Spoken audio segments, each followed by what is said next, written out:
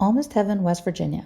The song lyrics are strangely loved and known by people all around the world, yet many have not witnessed the majestic mountains and spectacular beauty of our mountain state. 100 Things WV is a podcast about all things West Virginia, designed to go along with our newly published 100 Things to Do in West Virginia Before You Die book, part of a national book series by Reedy Press. Food, outdoor attractions, parks, festivals, breweries, books, boutiques, hotels, sporting events, museums, and more will be discussed in this bi-monthly podcast airing on Travel Tuesdays. I'm Melody Pittman, co-author of the book, established blogger and influencer, and new podcaster. I hope you'll join me. Okay, today I'm so excited. I have a special guest. She is a great travel writer and friend. She lives in neighboring Pennsylvania, but she comes to West Virginia quite often. Robin O'Neill Smith, we're so glad to have you here. And can you tell us a little bit about yourself? Well, thank you. I'm thrilled to be here. I live in Bedford County, Pennsylvania, and I'm about an hour from the West Virginia border. So it's an easy day trip to go for the day and return home if we desire. Often we spend the night in Berkeley Springs. That's one of our favorite places in West Virginia. And I've been travel writing for about 4 years now, going on 4 years. I've traveled all over the country and write about where I go. And I'm so excited because I met you kind of near the beginning of your trip. I think we might have been in California together at that time. Was that California? I think it was Vegas. Vegas. Yeah, you're right. Was Vegas. it? Yeah, we walked like 24 miles in 3 days. So yes, yeah, we did. Yeah. Okay, so Robin is here and she's going to talk about her choice of West Virginia topics was Berkeley Springs. She is an expert in the baths and the springs. Like this girl gets all over the country and does this. And so since 1776, Berkeley Springs has provided respite and relaxation. It's 90 minutes from Washington, D.C. and Baltimore. How far is Berkeley Springs from you? It's about an hour, maybe 55 minutes to an hour. Okay. It's a real easy drive. What were your thoughts about Berkeley Springs without the main thing? What were your thoughts of Berkeley Springs? Well, when I first went there, I was really surprised with how small the state park was, because Berkeley Springs State Park, I thought, oh, it's going to be like a big state park. And it is a very small state park with a lot of things packed into a very small area. Right. And the town is very quaint. It's fun. There's a lot of antique shopping and little boutiques to spend your time in. So we had a great time just, walking around. It's very walkable. Everybody's so friendly there. Right. I did some antique shopping there too. I get it.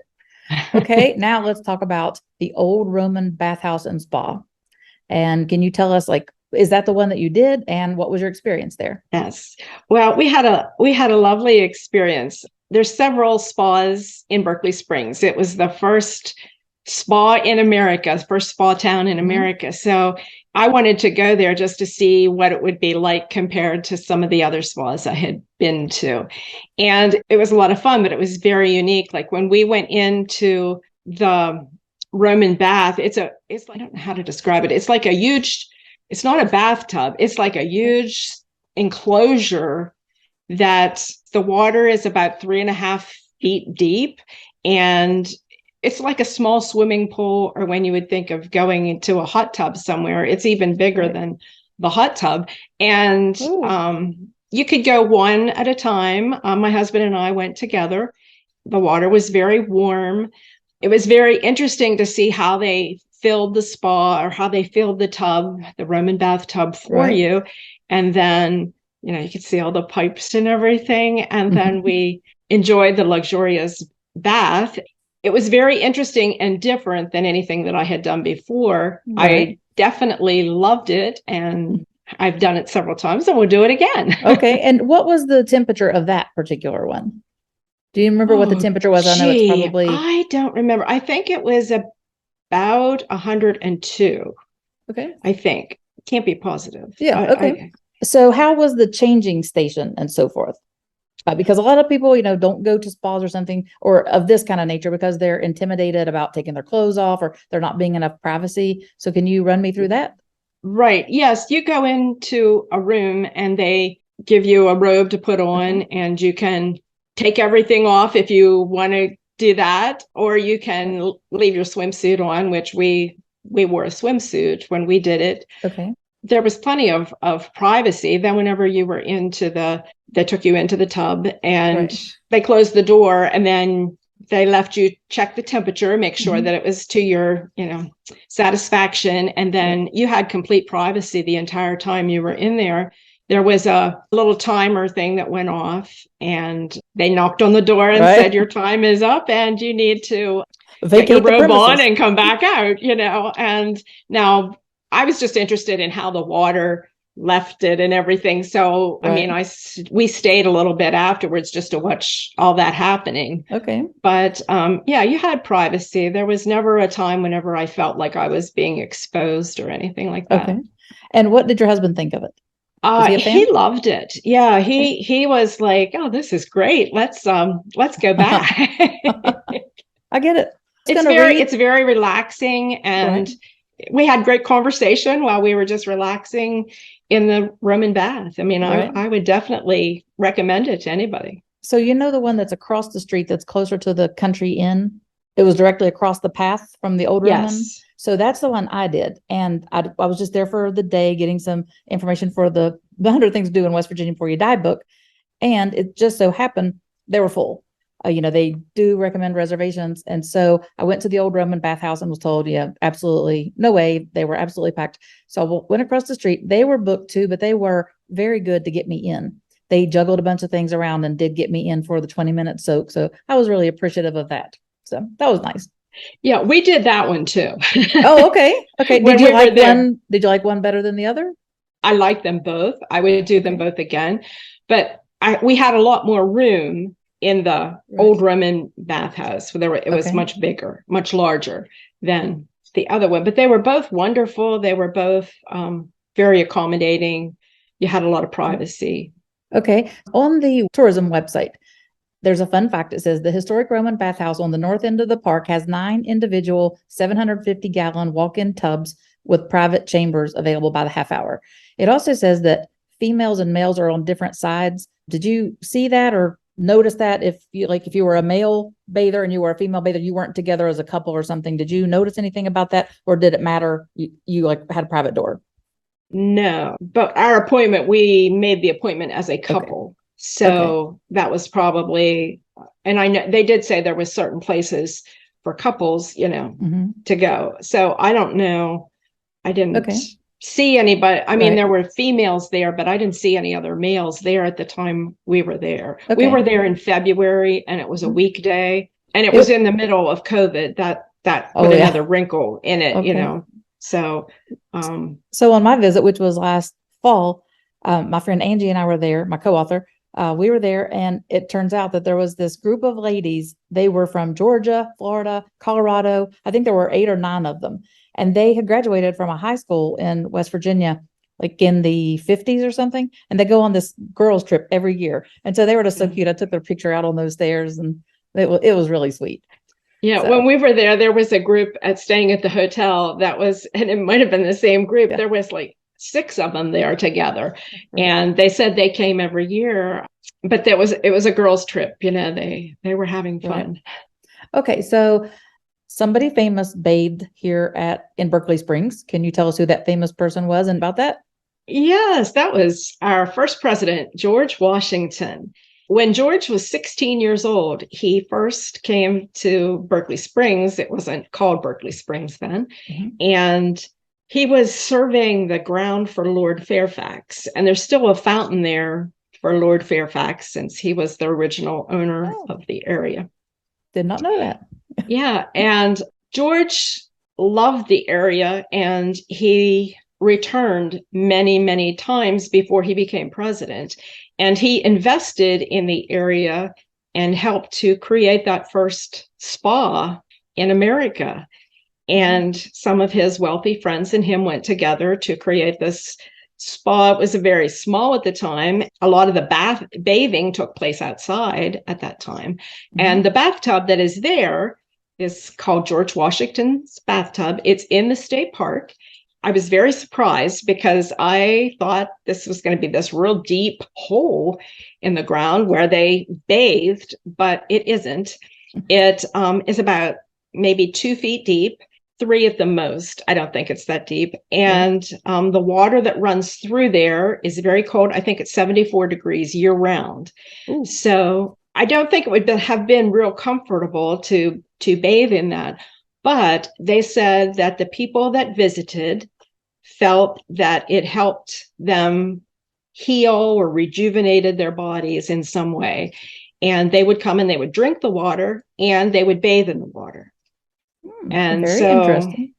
Yeah, I was the surprised original by the size. Yeah, there was a wooden bathhouse originally that they created a few years later, and then I think it burned. And so they built a block type bathhouse then, and that it was built right where the bathhouse is now, only it's the same bathhouse, only it's been updated several times. Okay. But the foundation is still the same one from way back then. So if you're watching this on YouTube, you can see my hand doing the measurement. If you're on a podcast, sorry. But the bathtub is about double this size lengthwise and probably this wide.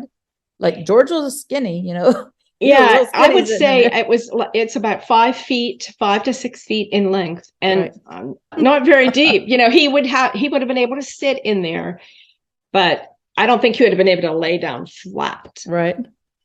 It would not have been very comfortable. Exactly. I don't think. Ours was a lot more comfortable. Yeah. Yes, much more comfortable. But yeah, he was the start of the first spa in America. So when you're writing about this, do you refer to it, or does it matter if it's healing waters or natural spring waters, or do you know what the correct terminology is? Because I see those terms used interchangeably a lot, and I'm not sure. Well, the Native Americans and the people for the settlers that first lived there or came there, they thought they were healing waters, and it is mineral spring water. So I think both are probably correct. But they're not hot. They're not hot springs. They are cold. I was told they are called warm springs because it's 74 degrees instead of like 50 degrees. Right. But 74 degrees is not hot, and it didn't feel warm to me. Okay. And I will note that in Berkeley Springs State Park, it's located in the heart of town, and there's an outdoor pool that's open in the summer. Yes. And they also have a public tap. I found this so surprising that this is like drinkable, free spring water, and people bring jugs there, and it's a free facility, so you can come bring whatever you want and fill them up. Did that surprise you? Well, that was so quirky. It didn't surprise me that people were drinking out of this free fountain, but what surprised me was the size of jugs. I was thinking, they bring a gallon jug. I mean, people were bringing huge 3 and 5 gallon jugs and filling them, and they would come with a wagon, some of them, and they would have these big jugs in the wagon, and they would fill them up, and then they would go, and then they would put them in their vehicle and come back and fill a few more. We talked to one guy, and he swears by it. He said, this water is what's keeping me alive. And he said, I cannot live without it. I make the trip. He said it was an hour trip for him. He makes the trip like every 2 weeks to fill all these jugs. Wow. And he swears by it. Yeah. And he also said, at least once a month, I come and enjoy one of the bathhouses. So he believes in it. Right. But, and I think if I remember correctly, I think my 20-minute soak, or I think it's 30 minutes total, but 20-minute soak, I think mine was around $33. So I thought that was not a bad price at all. It was a great afternoon thing to do. But I have a little fun fact for you. Maybe you've heard of this, but I just wanted to tell our listeners about this. I was just amazed when I saw this on the tourism board site, because I've never heard anything about this. And I lived in West Virginia for 44 years. And I like to consider myself pretty, sharp on what's going on in the Mountain State. However, they just had the 33rd annual Berkeley Springs International Water Tasting, February 23rd through the 26th. 5 continents had water entered in the contest, and there were 100 entries. So everybody wants to know who won the gold. The gold for the best municipal water went to Clear Brook, British Columbia, Canada. And, I've traveled the Midwest a lot and go to Kansas a lot. So I had to give a shout out to Emporia, Kansas, because they were tied for 4th place. Yeah. And there were lots of entries for best purified drinking water and sparkling water from Italy, Greece, Bosnia, Taiwan, West Indies, and the list goes on and on. So you knew about this. Well, I learned about it when I visited. The following week after we were there was going to be this international water festival, only it was sort of a pared down festival because of COVID and everything at that time. But they still had a lot of people from the States coming, and other people, I guess, had sent water to be tested, but they weren't going to be able to be there at the time. I thought that was just cool. it was really interesting, yeah, to learn that people from all over the world were coming there for this water festival. Okay, so did you have a meal in Berkeley Springs, or do you have a favorite meal in Berkeley Springs? Oh, yeah, we had a couple meals, but I can't tell you the name of the restaurant off the top of my hand. We had to get in the car and drive. Well, we ate in the hotel, and they had wonderful food right there in the. Was this the Country Inn? Yes, at the Country Inn. They have fantastic food, and their pretzels. They have these. If you like soft pretzels, they're in a braided log of soft pretzels, and it was delicious. And I know from knowing you for so long that you did not have any cheese to dip your pretzels in. Right. I had mustard. So they were delicious. And we had a whole meal there, and we ate breakfast there, I think. Did you make it to Beehive Cafe? No, I did not. It was closed when I was there, and I was so bummed. It looks really good. We were there like a Monday. I think it was a Monday, Tuesday, Wednesday. And Monday, almost everything was closed. Tuesday, there were a few things open. It wasn't. And it was during COVID, as you said. Yeah, it was during COVID. Lots of things were not quite back to normal, because it was towards the end. But still, it was, things weren't quite back to where they would be now. But and we drove out of town a little bit to go to the one restaurant, but I don't remember the name of it. But it was very good. Everything was, great while we were there. So, Robin, I know you've done a lot of hot springs, warm springs, some kind of mineral bath soaks around the country. What would be your favorite outside of West Virginia? Well, Colorado has wonderful hot springs. They have the historic hot spring loop that we did last summer, and we visited 11 different hot springs as we toured Colorado. And the two in that state that were my favorite was Pagosa Springs and Glenwood Springs. And I've been back to Glenwood. That was my third visit to Glenwood, but my first to Pagosa. So those two, I think, are my favorite. And on the western part of the country and here on the east, my backyard is Bedford Springs. While they don't have hot springs there, they do have the Berkeley bath ritual. It's a heated mineral water that is very luxurious. So I highly recommend that. Where can we find what you have written about either Berkeley Springs or other springs around the country? The best place to find my writing is on the Travel Awaits site, travelawaits.com. And if you just search for Berkeley Springs, my articles will pop up along with a couple others probably. Okay. And they could search Robin O'Neill Smith as well and pull up all your articles? Yeah, but there's like 200 articles there, so it will take some scrolling if you do it that way. She is an expert contributor, I might add. Okay, yes. And could you share too, I've followed along on your travels all over the place, and I remember that Colorado trip very well, and it looked fantastic. I had been in Durango right before you, and I could kick myself for not going over to Pagosa Springs. So where can we follow along on your travels on social platforms? Probably the two best places to follow me on social would be my Facebook page, which is facebook.com/RobinS89. Okay. And then on Instagram, on there as A Touch of Luxury Travel. Okay, A Touch of Luxury Travel. I like that. I like that Berkeley Springs tagline is soak it all in. That's pretty cool. Pretty clever. Yes. Yeah. We did. When we were there, we soaked it all in. Okay. Well, I thank you so much for coming on here and being my test pilot, if you might. So I look forward to seeing you in San Antonio very soon.